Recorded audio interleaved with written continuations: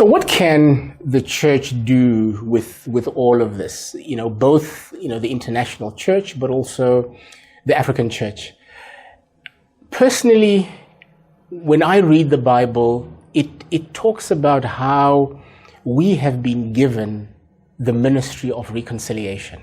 And that is a mandate that any person who calls themselves a Christian, and even more importantly, the institution of the church, is that primary institution that should be undertaking intentionally that ministry of reconciliation, to bring people groups together, to bring people who might see themselves as different together into a particular level of unity around Christ.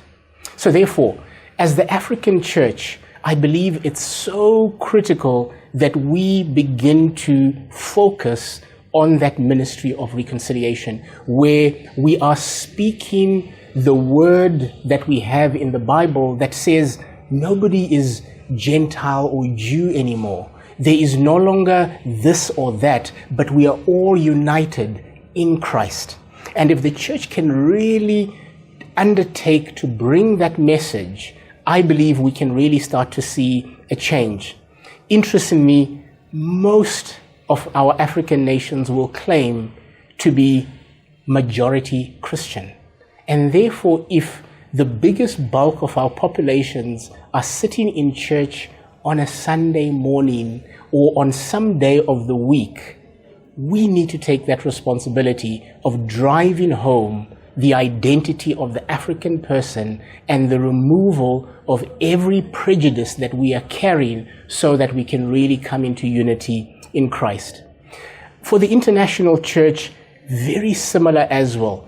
The narrative around Africa being the dark continent, the narrative around the negativity of Africa has also carried from the international voices.